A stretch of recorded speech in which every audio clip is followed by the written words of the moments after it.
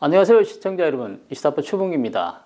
2020년 중국 재정은 수익 감소와 지출 확대로 적자 규모가 6조 2,700억 위안에 달해서 사상 최고치를 기록했다고 합니다. 2021년에는 재정 상황이 잠시 호전됐지만 올해 재정은 2020년보다 훨씬 나빠졌습니다. 올 상반기 재정 적자만 5조 위안을 뚫어서 2021년 상반기 약 7,181억 위안에 비해서 무려 7배 정도가 늘어났습니다. 중국의 재정적자 규모가 이처럼 커진 직접적 원인은 수익 감소와 지출 증가로 분석이 되고 있는데요. 상반기 재정적자가 급격히 확대된 주요 원인은 러시아와 우크라이나 전쟁과 코로나19로 인한 상하이 봉쇄 등 돌발 사태였지만 경제 하강 추세도 큰 영향을 미친 것으로 보입니다. 이 같은 재정적자 확대 문제는 일시적인 것이 아니라 중장기적인 것으로 보입니다. 중국 재정과학연구원의 2021년 중국 재정정책 보고서에 따르면 14차 5개년 계획 기간 재정 수입 증가 속도는 계속 둔화되는 반면에 재정 지출은 평균 7.5% 이상 증가한 것으로 나타났습니다. 류쿤 중국 재정부장은 지난해 기고문을 통해서 앞으로 일정 기간 재정 전반에서 수익 감소와 지출 증가 압력에 직면할 것이라며 재정 운영은 여전히 팽팽한 균형을 유지할 것이라고 했습니다. 중국에는 중국 특유의 3대 리스크가 있습니다. 어떤 것들이 있는지 알아보도록 하겠습니다. 중국에서 수익 감소와 지출 증가 현상이 나타나는 이유는 중국 경제가 특정 단계에 머물러 있다는 데서 비롯된다고 하는데요. 중국의 경제 성장률은 2011년 10%대 아래로 떨어진 이후 계속해서 하락세를 유지하고 있습니다. 2020년에 코로나19 충격으로 2.2%까지 떨어졌다가 2021년에는 8.1%까지 반등을 했죠. 하지만 올 상반기 들어서 성장률은 다시 2.5%로 급락했습니다. 현재로서는 올 연간 목표인 5.5% 달성은 어려워 보입니다. 올해 중국 경제는 상당히 어려울 것이라고 말씀을 드렸는데요. 그렇다면 앞으로는 어떨까요? 중국 당국의 14차 5개년 계획과 2035년 장기 비전에 따르면 중국의 성장률은 2021년에서 2035년까지 중고속 성장, 즉 5% 이상에서 중속 성장인 4% 이상으로 줄어들고 GDP의 연평균 성장률을 4.8% 정도로 유지하게 된다고 합니다만 이 목표는 사실상 달성하기 어려울 것으로 보입니다. 호주의 대표적인 국제전략 싱크탱크로 알려진 로이 국제정책연구소는 지난 3월 발표한 중국 부상에 대한 기대, 낮춰잡아야 한다라는 연구 보고서에서 중국 관련해서 중요한 발견을 했다고 언급을 한 바 있습니다.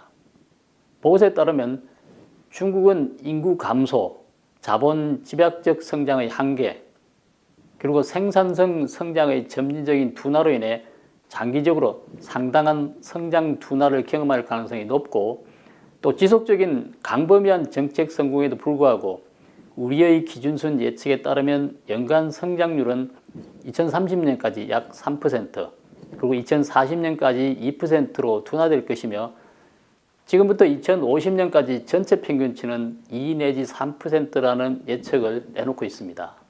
또한 현재 코로나19가 언제 끝날지 기약할 수 없는 상황이어서 중국 경제는 심각한 타격을 받을 가능성도 그만큼 높다고 합니다.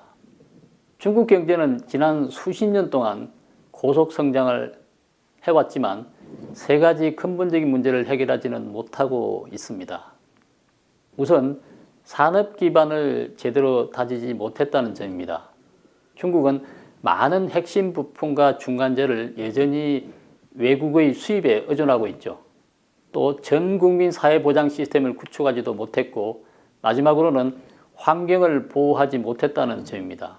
결국 이런 문제들은 중국 경제의 지속 가능한 발전을 심각하게 제약하고 있다는 점이죠. 그럼 이번엔 정치적 측면에서 보겠습니다. 시진핑 당국은 스스로를 신시대를 열었다고 하는데요. 시진핑 당국이 내놓은 해답의 핵심은 샤오캉 사회, 즉 의식주 걱정하지 않고 안락하게 사는 사회를 전면적으로 건설하는 기초 위에서 공동부유, 즉 다 같이 잘 살자를 실현한다는 것입니다. 여기서 공동부유는 20차 당대 보고서의 핵심 키워드가 될 가능성이 있는 것으로 예상이 되기도 하는데요. 그런데 공동부유를 실현하려면 중산층을 확대하고 내수를 늘리는 한편 민원을 줄여야 하죠. 그리고 또한 인구 위기도 대처를 해야 하고요. 중국 당국은 이 문제를 해결하기 위해 아마도 중국 공산당식 복지사회를 만들 것으로 보입니다. 그런데 문제는 이렇게 하려면 사회복지 지출을 대폭 늘려야 한다는 점입니다. 다른 나라 예를 들면 1인당 GDP가 12,000에서 3만 달러 구간에서 GDP 대비 정부 지출 비중과 사회 공공비 지출 비중이 다른 구간보다 빠르게 증가하는 것으로 나타났는데요. 중국의 향후 10, 20년은 12,000에서 3만 달러 구간에 들어갈 것으로 보입니다. 따라서 지출은 크게 증가할 것입니다. 그 중에서도 특히 사회복지 지출이 크게 늘어날 것입니다. 중국은 그동안 지속적으로 재정 압력을 받아왔습니다. 그래서 재정난은 최근에 불거진 것이 아니고 또 단기적인 문제도 아니라는 점입니다. 중국은 재정난에 빠질 수밖에 없는 특유의 세 가지 리스크를 안고 있는데요. 그 첫 번째는 재정정책이 터무니없다는 점입니다. 현재 중국 당국의 재정정책의 세 가지 포인트는 재정 지출 규모를 보장하고 새로운 관세와 행정비용 인하 정책을 실시하고 신규 지방정부의 음성 채무를 억압하는 것입니다. 한마디로 재정 지출을 늘리고 세금은 줄이고 국가 채무를 통제한다는 것이죠. 이 세 가지가 바로 전형적인 트릴레마, 즉 삼각 딜레마입니다. 다시 말해서 이 세 가지 목표를 동시에 달성할 수는 없다는 의미인데요. 그래서 재정정책은 반드시 취사 선택을 해야 합니다. 그런데 중국 당국은 이 세 가지를 동시에 실현하려고 하죠. 다음 두 번째는 부채 리스크가 높다는 점입니다. 선진국들도 정부 부채가 계속 늘어나지만 GDP 대비 이자 비율은 오히려 떨어졌습니다. 그러나 중국은 정반대죠. 로지웨이 전 재무부장은 2019년 13%였던 채무이자가 중앙정부 지출에서 차지하는 비중이 2020년에는 약 15%로 늘어나 중앙정부 지출 중 2위를 차지한다고 밝힌 바가 있습니다. 14차 5개년 계획기간인 2021년부터 2025년 사이 중국의 성시 채무 상태가 더 악화하지 않을지 우려스러운 상황입니다.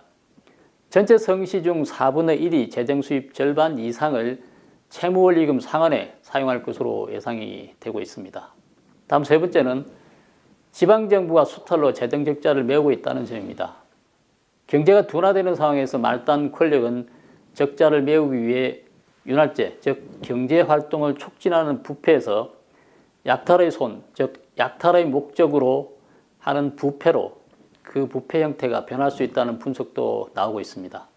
이것이 바로 중국의 현실이죠. 중국 당국이 장기간 재정난에 빠져 있다는 점은 부인하기 어려울 것 같습니다. 지금까지 중국이 처한 재정난과 중국 특유의 3대 경제 리스크에 대해서 알아봤습니다. 오늘 방송은 여기서 마치도록 하겠습니다. 시청해 주셔서 감사합니다.